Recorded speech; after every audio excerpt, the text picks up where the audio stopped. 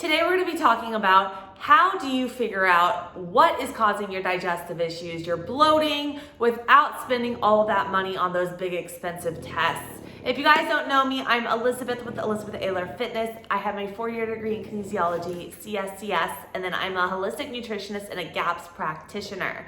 So GAPS practitioner is someone who actually specializes in the gut.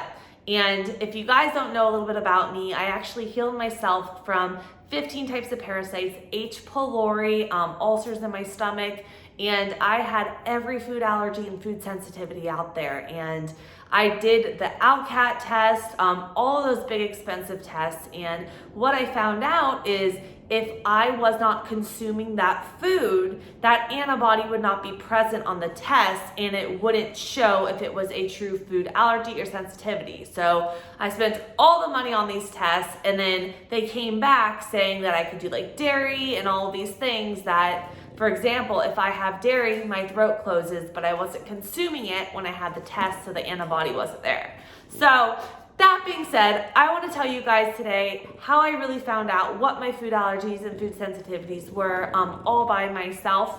And this is just my experience. I am not a doctor. Always consult with your doctor first. So let's get started. When it comes to digestive issues, I would say a big common question for me is if you wake up first thing in the morning and you're already, like your stomach's swollen already, you don't even have a sip of water, there could be an underlying problem to this. I know a lot of people that have those issues could have SIBO, small intestinal bacteria overgrowth, and that is something that you want to run a test for because there could be underlying causes of severe bloating, distension all the time. But today, we're talking about if you just have digestive issues like bloating after a meal, these are ways to figure out what the triggers are. So, first tip is going to be, I want you guys to get a food journal. It could be any type of journal, something where you could write your food that you're having every day and how you feel after a meal. If you go online, you type in like food sensitivity food journal, there's tons of templates too that you could print out. The key is tracking the food, tracking what we're putting in our body, tracking how we feel afterwards so we know if we are having a reaction to it. So tip number 1, you want to get a food journal, have that present, and start tracking all your food out.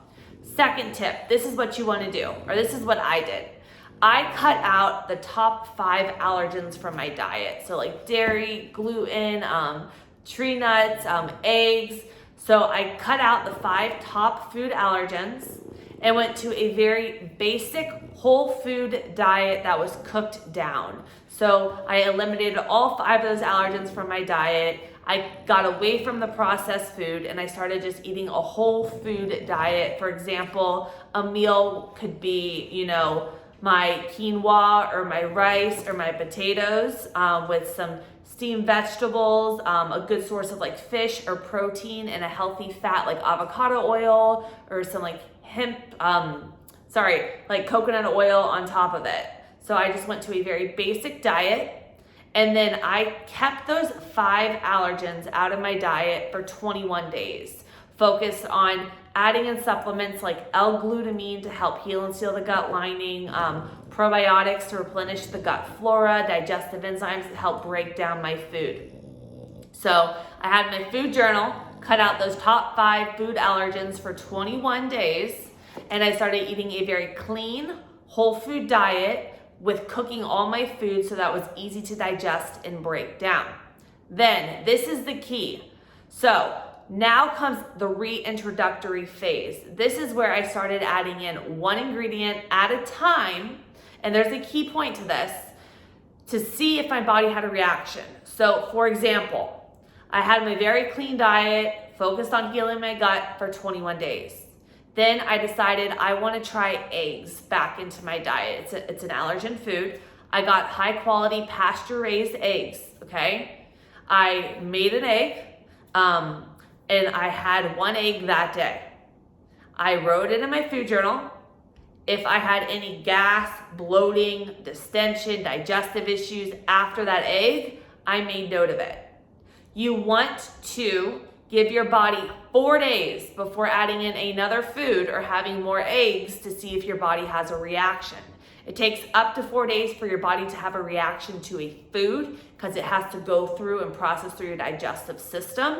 So I find a lot of people go wrong is they'll try it and they'll be like, oh, the first day I felt amazing, and they'll add it in their food and then it loads up, and by the 4th day they're having a reaction. So after you went through the elimination phase, you want to add in 1 ingredient. So your egg, for example, it's what I did. I wrote out how I feel. I kept the rest of my diet the same for those 4 days.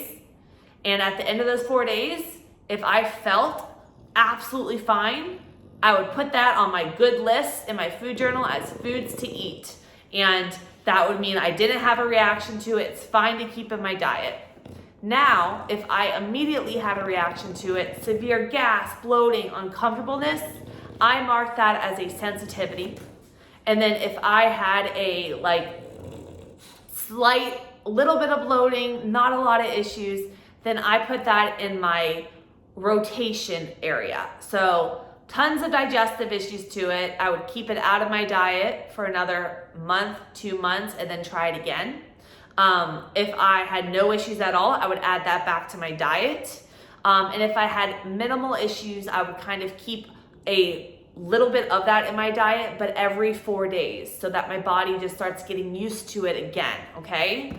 I did that with all the top allergens to where I had a list over the next couple months of foods that were really triggering to my digestive issues, foods that I had no issues at all on, and then my foods that I wanted to rotate every few days in my diet so that my body would get used to it. This is how I found out what things were causing bloating and issues with my stomach. I am not saying this is the end all be all, this will fix your issues. I will just say that by keeping a food log, doing a 21-day kind of elimination diet, focusing on like L-glutamine to heal my gut, digestive enzymes, and the probiotics to replenish the gut flora and help break down the food, and then doing that rotation add-in diet allowed me to take a step back, get the inflammation down in my gut, and then to feel good and see what feeling good feels like, so that when I add in that food, I would notice if I did have a true sensitivity or issue with that food. So if this is helpful, guys, I hope it is. If you have any questions, put it in the comments below. I would love to help you out. And again, if you have a underlying severe digestive issue, like you are in pain, you are waking up first thing in the morning, big gut, there could be something like SIBO or histamine issues or something internally going on that you do want to run tests for. But if this is as simple as you just have some gas issues after meals and you want to figure out what that is without running all the expensive tests, this is just something super simple you could try out. And I'm going to put below, guys, in my links for you 2 more videos. And one was how I completely healed my gut from leaky gut, as well as I want to put one down there for what I eat in a day, how my food and all of that is structured for you guys. So check it out, and I hope you guys have an incredible day. Bye.